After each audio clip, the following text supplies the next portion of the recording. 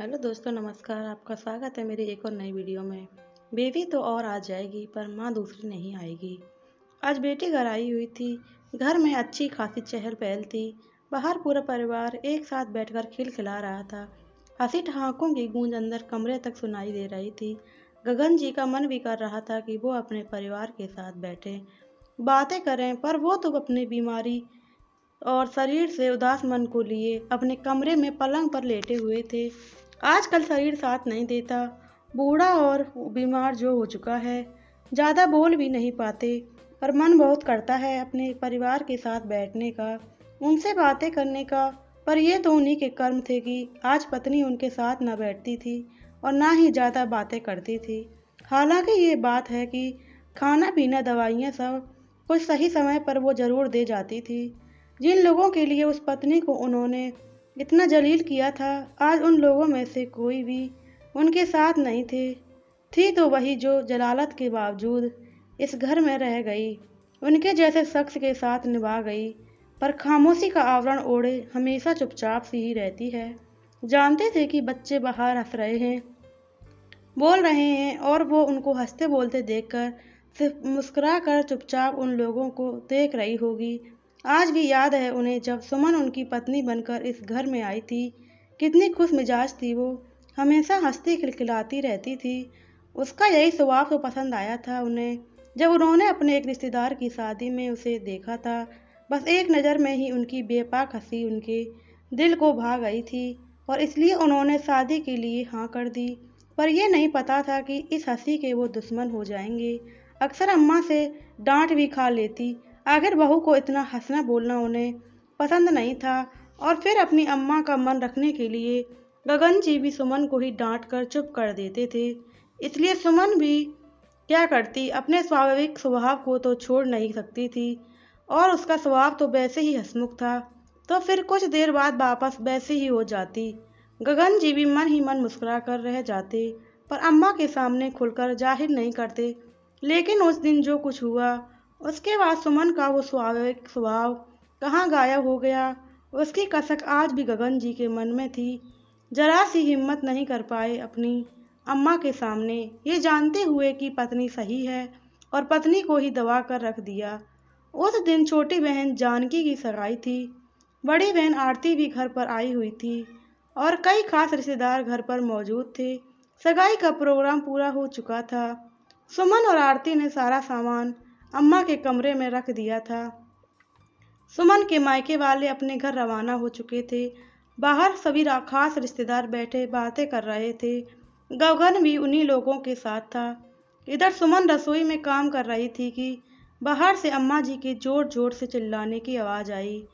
हे भगवान, मैं तो लुट गई, बर्बाद हो गई, कौन बैरी दुश्मन पीछे पड़ा है। अचानक अम्मा की आवाज़ सुनकर सब लोग अंदर की तरफ भागे। अम्मा अपने कमरे में थी। गगन ने आकर अम्मा से पूछा, क्या हुआ अम्मा, इस तरह क्यों रो रही हो, क्या हो गया।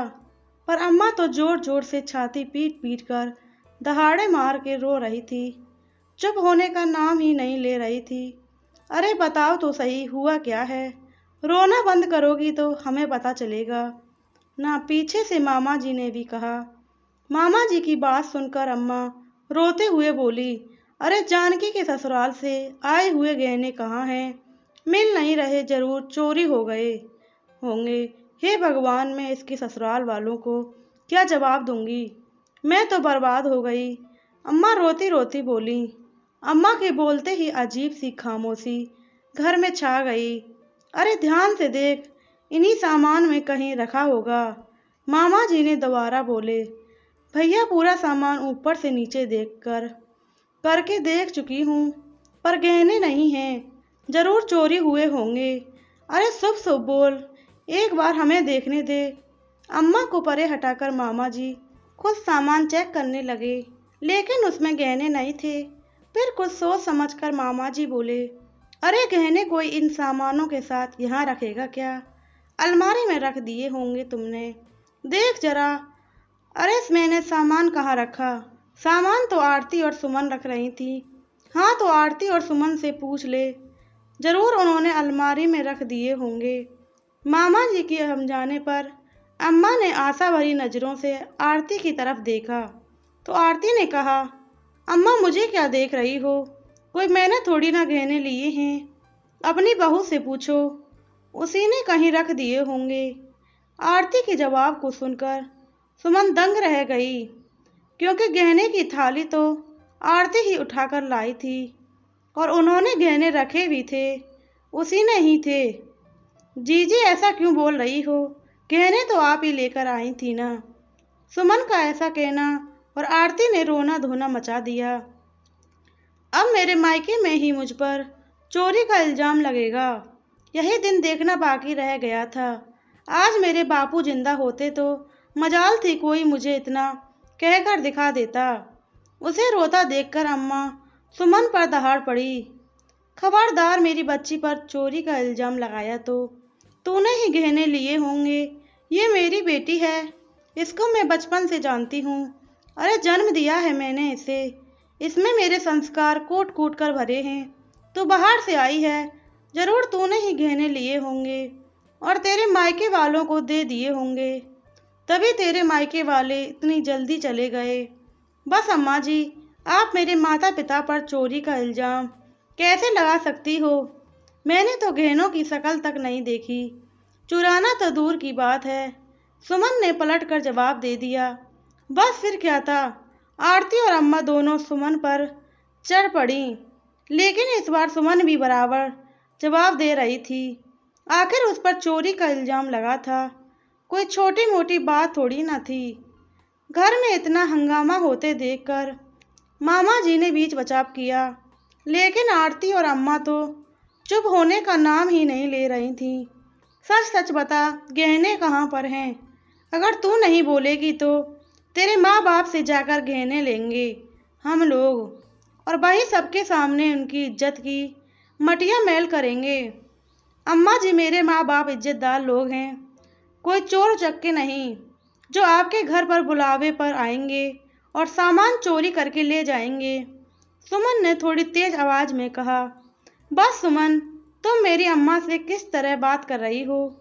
याद रखो, तुम इस घर की बहू हो। अपनी आवाज को नीचे रख कर बोलो, और अगर गहने लिए भी हैं तो दे दो, कोई तुमसे कुछ नहीं कहेगा। अचानक गगन सुमन पर बिगड़ गया। गगन के इस जवाब को सुनकर सुमन हक्की बक्की रह गई। मतलब गगन भी उस पर ही इल्जाम लगा रहा था। एक लड़की जो ससुराल को अपना घर मान लेती है, आज वहां सुमन बिल्कुल अकेली खड़ी थी, पति तक साथ नहीं दे रहा था। गगन के जवाब के बाद सुमन की नजरें आरती से टकराईं तो वो मंद मंद मुस्कुरा गई। इससे बड़ी जीत और क्या हो सकती है? लेकिन तब तक आरती का 9 साल का बेटा अपने हाथ में एक कपड़े की छोटी सी पोटली लेकर आया और सबके सामने ही बोला, माँ ये अपना सामान नहीं है, किसी ने गलती से अपने सामान में रख दिया है उसे देखते ही आरती के चेहरे पर पसीने की बूंदें चमकने लगीं। उसके चेहरे पर डर देखकर मामा जी ने वो पोटली उस बच्चे के हाथों से अपने हाथों में ले ली और उस पोटली को खोल कर देखा तो सब भौचक्के रह गए। उसमें जानकी के ससुराल से आए हुए गहने थे। सबने हैरानी से आरती की तरफ देखा, पर वो तो बेशर्मों की तरह अपने बेटे का हाथ पकड़कर दूसरे कमरे में चली गई और जैसे कुछ हुआ ही ना हो। रिश्तेदार मुंह पर हाथ रखकर दबी जबान से बातें करने लगे। तभी अम्मा बोली, अरे वो भूल गई होगी रखकर, इसमें यूं जबान दबाकर बात करने की क्या जरूरत है? और फिर सुमन से बोली, बेटी है वो मेरी, उसने गहने चुराए नहीं थे बल्कि संभाल कर रखे थे अपने पास। उसकी बराबरी की तो सोचना भी मत।